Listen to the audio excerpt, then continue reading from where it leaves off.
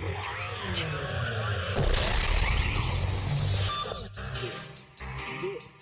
is Wrestling Reverb. And now your host, Josh Robinson.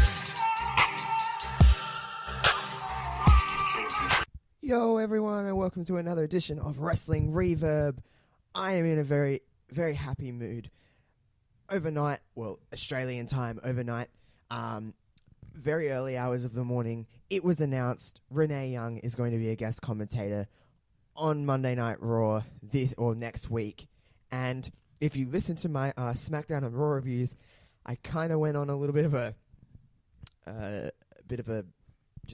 I just talked a lot about Renee Young. I really love Renee Young, and I was saying how she wanted to do more in commentary. She needs to do more. I didn't want her to do anything else but be in the WWE. I just love Renee Young, and it was first announced a couple of nights ago ahead of the Mae Young Classic that she'd be one of the two women on the three-person announce booth, which is just something that's history-making in its own right, along with Beth Phoenix.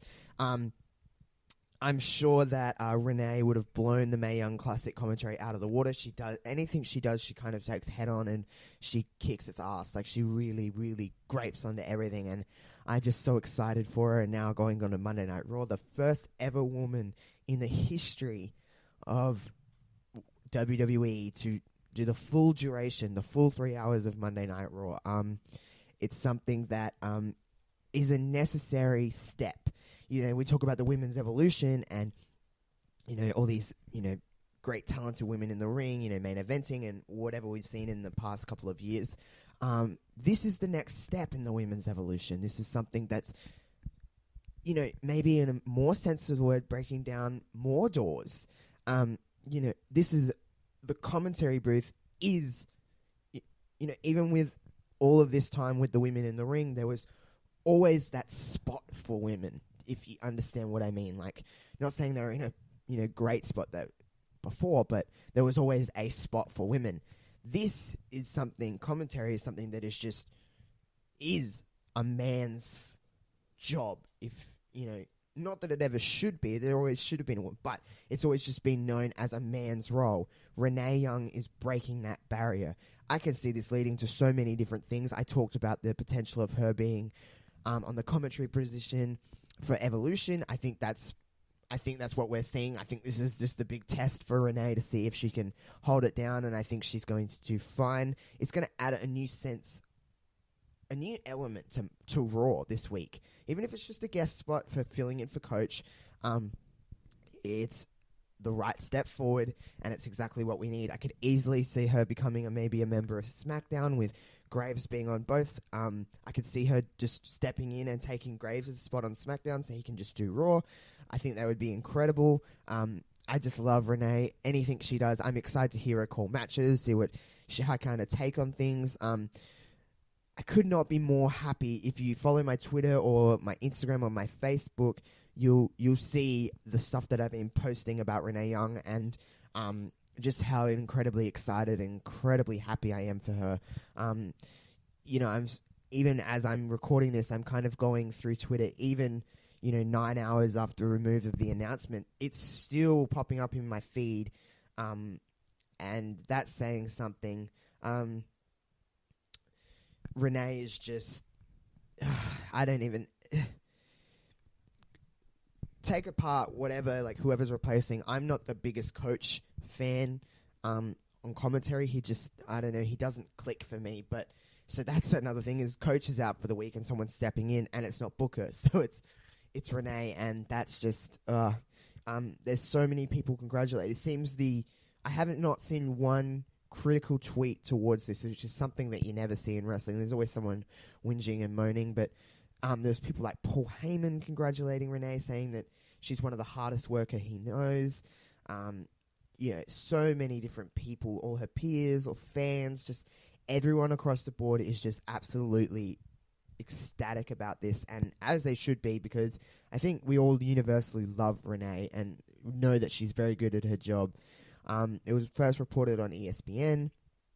She had a backstage interview, I think it was outside of Full Sail from the Mae Young Classic, Kathy Kelly interviewed her, which is something that you don't really get to see, is Renee Young getting interviewed. She's usually the one doing the interviews. So that's kind of a change of pace too. And, you know, she's incredibly nervous. She's very excited for the opportunity. It's something that I think, even now I'm seeing, like 7 minutes ago, Ric Flair tweeted to Renee Young, very well deserved. So everyone in the kind of industry is just so excited.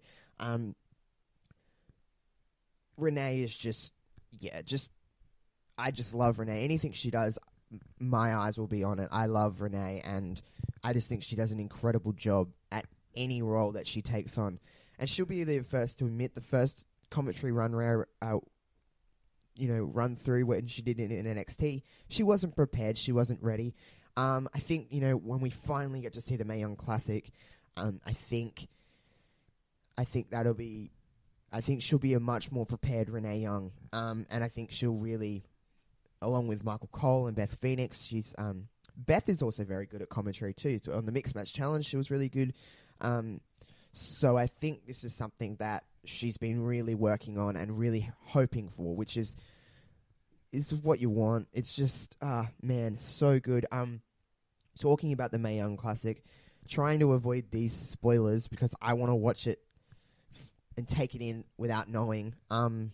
It's hard going through, you know, Facebook, Twitter, just living in this 2018 world where you can't really nothing is kept secret, especially in wrestling. So I'm trying my absolute hardest to avoid absolutely every kind of spoiler I can. It's a long time to wait. You know, I think the Bracketology premieres on the 29th of August, and then from September 5th is when the Mae Young Classic starts. I'm so excited. I watched the Parade of Champions yesterday on YouTube, and oh man, there's so many people I want to win. There's so many people I want to be in the final. Obviously, the first name that comes to mind is Caitlyn. I loved Caitlyn in her time, and I feel like she's just gotten better and better. She's in better physical shape than she was when she was in the WWE towards the end of her run. So I'm excited for Caitlyn. Ashley Rain, as you know, she's called in the Mae Young Classic. I loved her work in TNA. Allysin Kay, who is Sienna in TNA. I liked her work in TNA. You got Mia Yim back this year, Rachel Evers. There's so many to list. There's obviously 32 women to list, but that's just a few that comes to my name. You've got there's 3 or 4 Japanese women who are very respected in the, you know, Oshira, and I can't think of their other names, but there's, you know, a very respected Japanese legend in there. So many women. There's Mercedes Martinez is back again.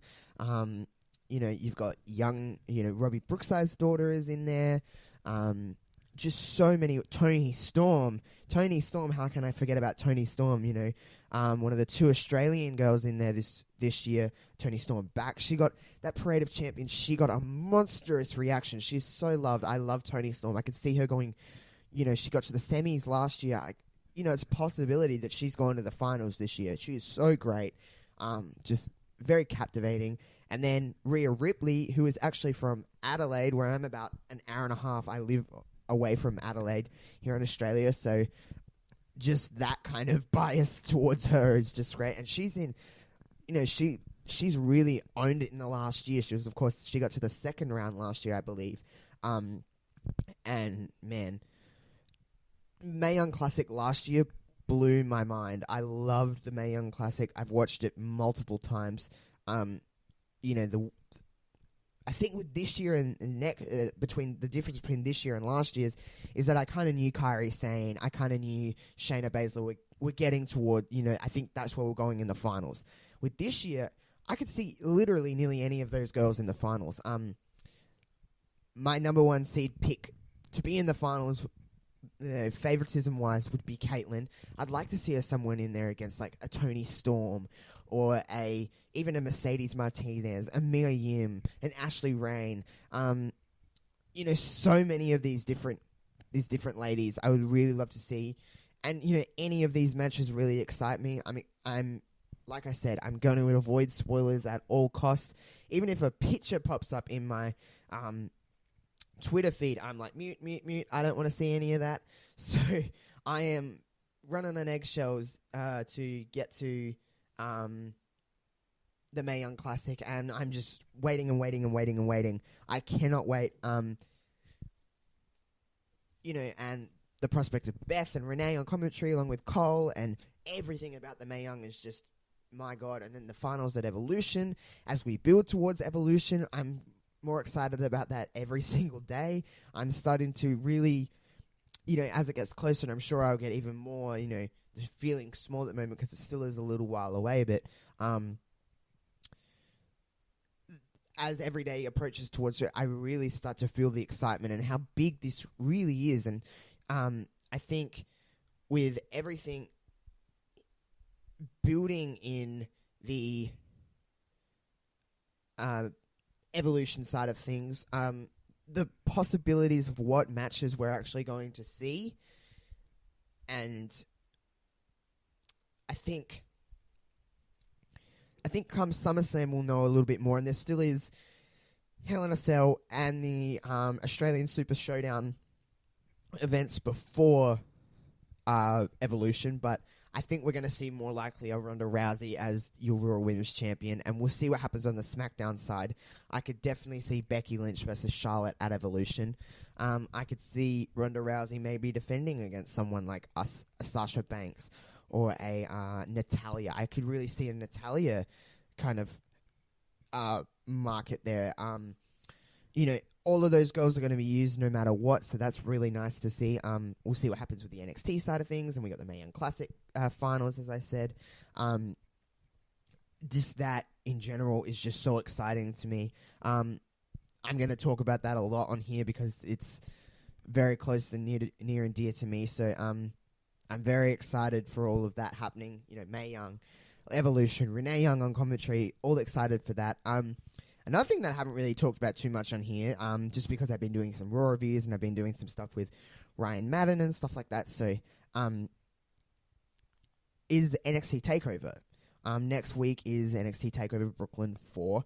Now, the main event was originally going to be that triple threat with Aleister Black, Tommaso Ciampa, and Johnny Gargano, but, of course, Aleister Black got injured.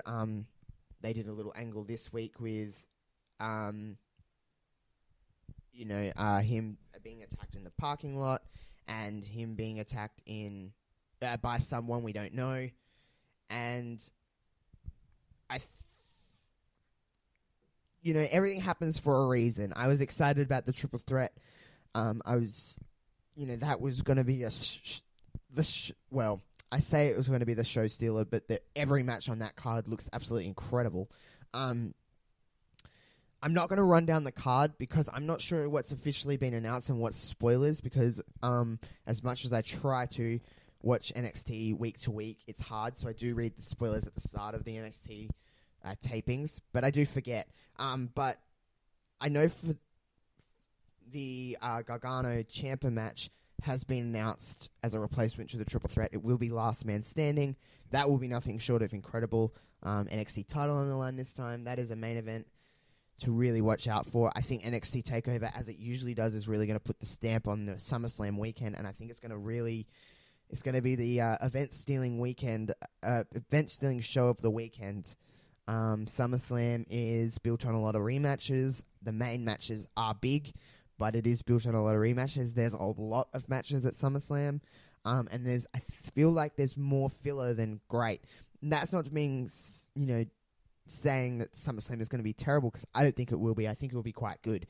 It's just there's a lot of filler. Just the matches that I am most excited for, the bigger matches, are keeping me invested in SummerSlam. But everything on TakeOver looks absolutely incredible. I know Kairi Sane and Shayna Baszler has been announced, and if you watched the Mae Young Classic finals last year, nearly a year to the date, it's pretty close. Kairi Sane beat Shayna Baszler in the finals, so we'll see what happens there. Can Shayna Baszler get revenge? Can Kairi do it again?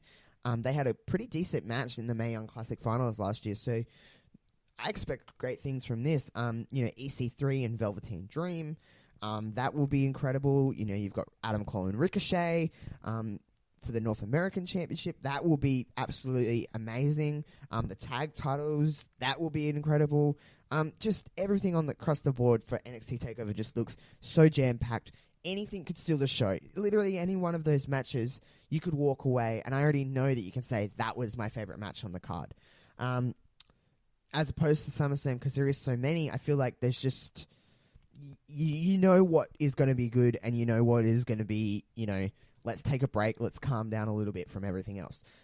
Which is fine, it's a long show. You can't have everything being action-packed because you'll just get tired. It's going to be with the kickoff, I reckon that show's going to go for about 6.5 hours. So it's going to be a pretty intense show, pretty long show. And that's not a complaint from me.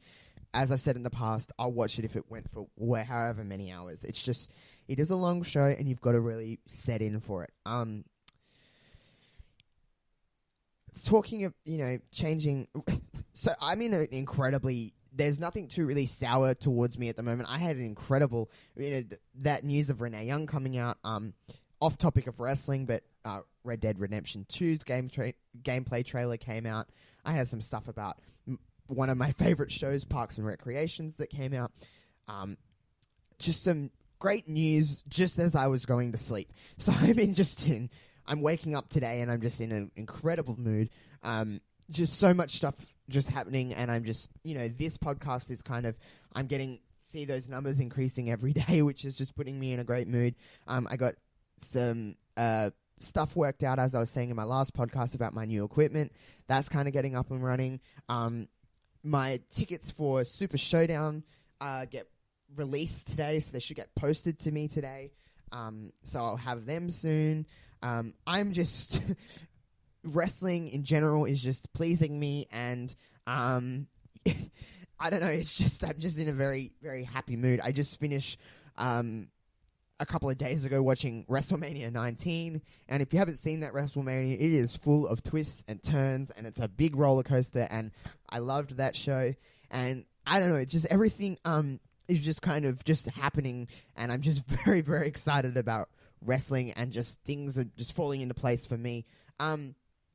As I'm scrolling my Twitter feed, because I'm just kind of doing that as I talk to you guys, Colt Cabana suing CM Punk is kind of a bit of a shock to, wake up to and stuff like that. And you're like, wow, why? I thought they were best friends, but he's suing him for legal fees because, there was some kind of lie or something. I'm not really sure, but CM Punk just seems to be, kind of... everyone around him just kind of turns on him, to be honest. And, I don't know. Punk is just... I talked about Punk very briefly because I don't really like to get into CM Punk too much because people are so divided on what to think about Punk. But my stance on CM Punk is that he's just an incredibly bitter person who's trying to do other things, but everything in his past is still attached to him. And he doesn't know any other way to get rid of that past than to just kind of shit on it. He's just very childish in the way he does things. I that's how I see Punk. And, it is what it is. And I know people have their difference of opinions about, he's just trying to live his life. And I see that. And I'm in that respect, I'm like, you, Punk. You want to go to the UFC and do what you did. Whatever it may be. But that's just how I see him. I see him as childish. I see him as, very bitter towards not just wrestling, but just things in general. And I just think it's kind of unnecessary. Now this is happening, and it's just, it's not great for him. Let's see, as I go towards Raw next week and SmackDown next week, some great things happening. As I talked about on my SmackDown and Raw reviews, Raw is just... with Renee on commentary, I think I'll like it more. I'm just being biased, though. I will enjoy it more because I just like to hear her kind of take on things. And, really just kind of the way that she kind of approaches doing commentary. It's kind of nice to see someone else, you know what I mean? I'm just really... quite excited for that. SmackDown I'm sure will be great next week, especially going into this is the go home week for SummerSlam. Just many exciting things in wrestling. It's nice when wrestling just has things that excites you. I've talked about this. I even talked about this a little bit before, but I'm super excited for the Super Showdown. Going to that is going to be incredible. Have I got ringside seats? Hell no. I can't afford that. I'm not rich. I wish I was rich. I've got, pretty mid-range seats. It's generally in the middle kind of the stadium. I've never been in a stadium show in any capacity. I've been in arenas. There is going to be between 80,000 to 100,000 people in the MCG at the Melbourne Cricket Ground. I fly out a few days before to Melbourne. I'm spending the week in Melbourne. And I'm just so excited about the trip in general. I love Melbourne. Melbourne's a great city. Anyone that's, I've heard of a lot of people talking online. There's a lot of people coming internationally from other countries, whether it's the United States, or I've seen some people from Canada and the UK. If you've never been to Melbourne, it's a great city. There is a lot to do in Melbourne. But then there was some talk online of the WWE Superstars are flying in on the October the 3rd, which is the Wednesday before the show, which is on Saturday. So they'll be flying in. So for the 3rd, 4th, 5th, and the day of, I believe they said they're going to do some WWE-themed activities. So I fly in on the 4th, so I'm hoping to see some of those activities, hoping to be a part of that. I'm going to try to take the couple of days I have in before I go to Super Showdown. I'm excited to see Triple H and The Undertaker, and all the matches that get announced kind of as we lead towards more into it. But I've never seen Ronda Rousey live. I've never seen... there's some entrances I'm excited seeing about. I'm excited to be in Shinsuke Nakamura's. Now, I believe if I'm doing my kind of, maths in my head correctly, daylight savings will end. So it should be dark by the time by the time the show starts. It should be dark. So seeing, people like Shinsuke Nakamura's entrance, The Undertaker's entrance, which I've never experienced live. I've been to WWE live events before. I've been to 3 or 4. I've never got to see The Undertaker. Going in seeing Naomi's entrance will be fun.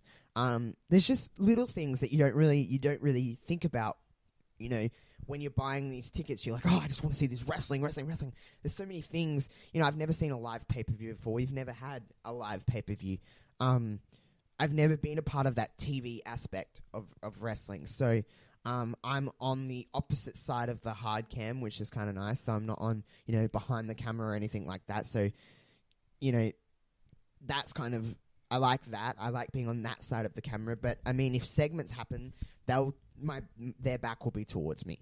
But I'm not expecting a very segment-based show, of course. I'm expecting more wrestling. But there's just little things that I've just never really experienced that I would like to experience. And, hearing, between 80 and 100,000, booing and cheering and all of that, just getting into it. I'm assuming it's going to be a 3 to 4 hour show, probably longer.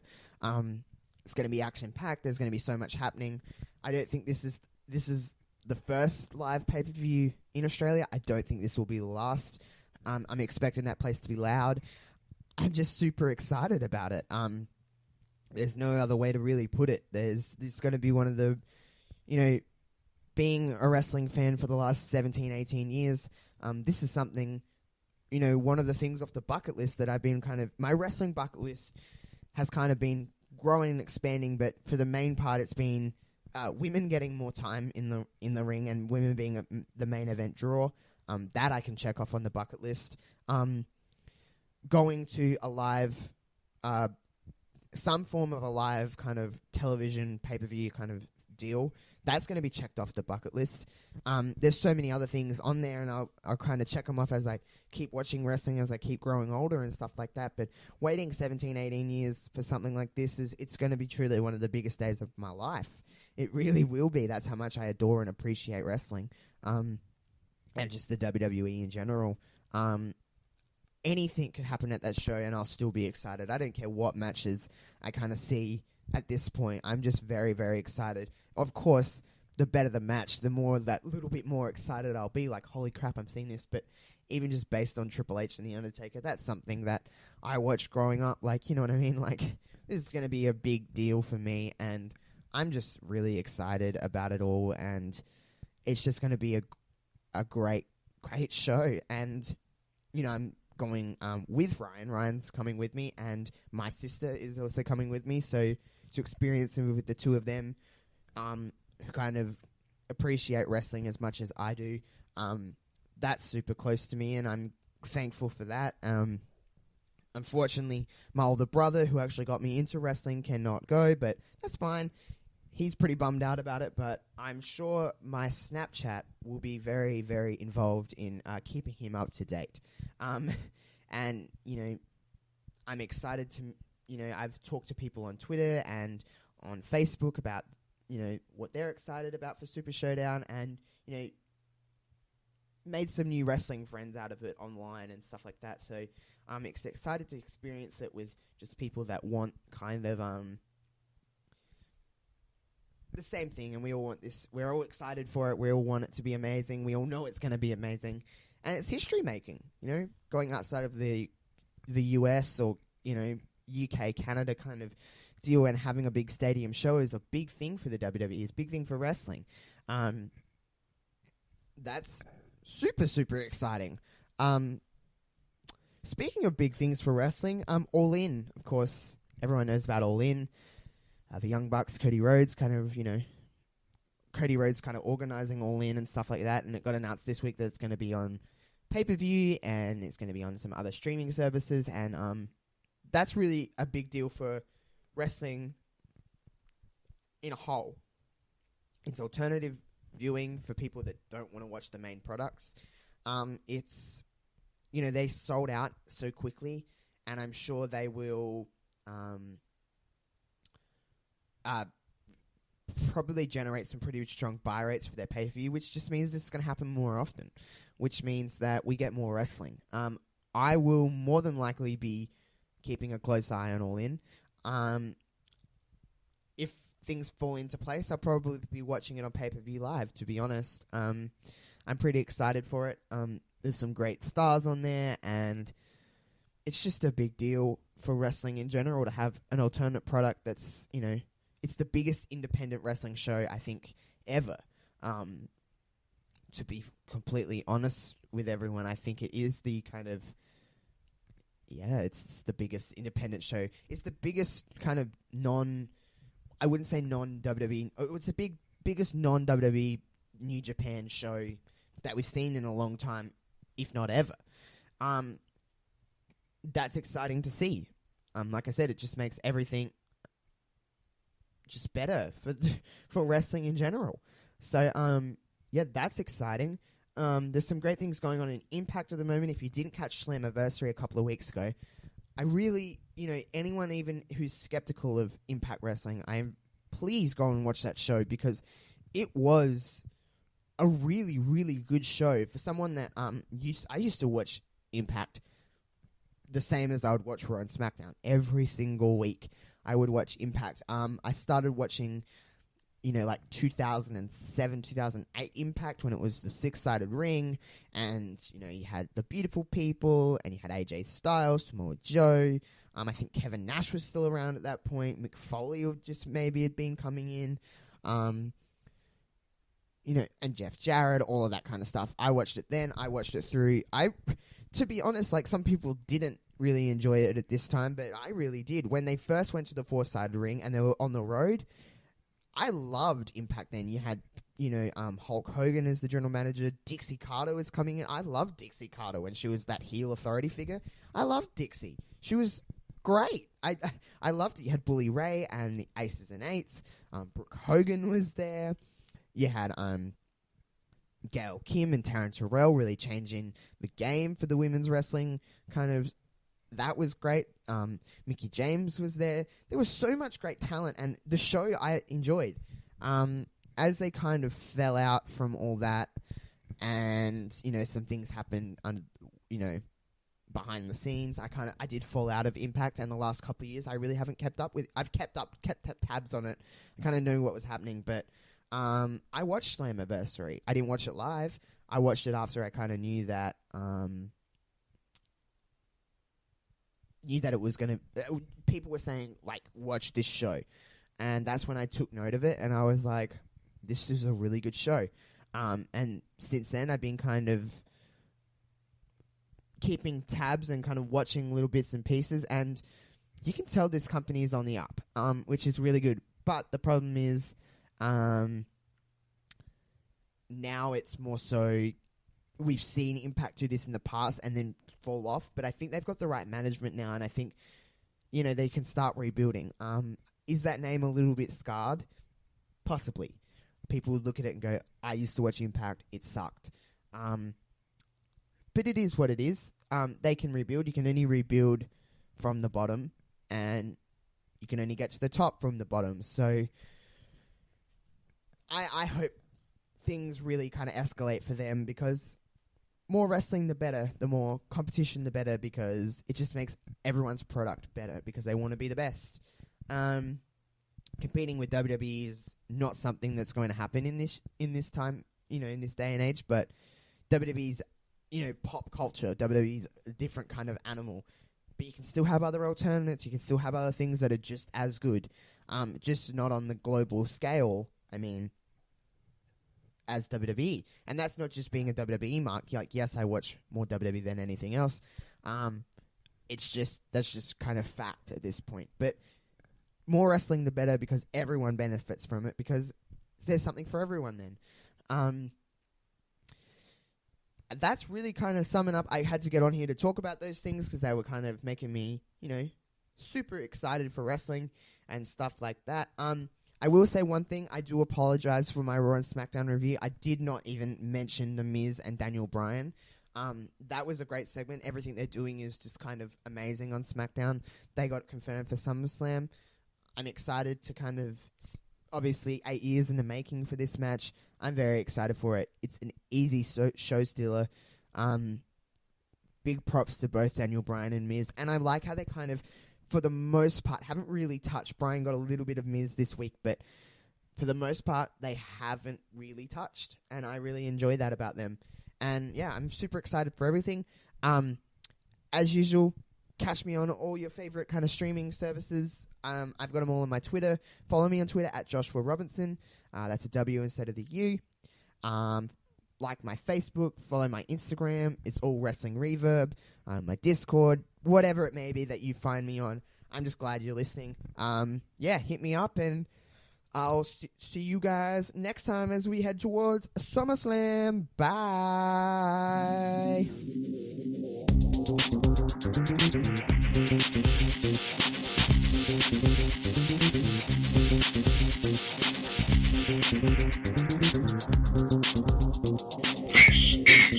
Wrestling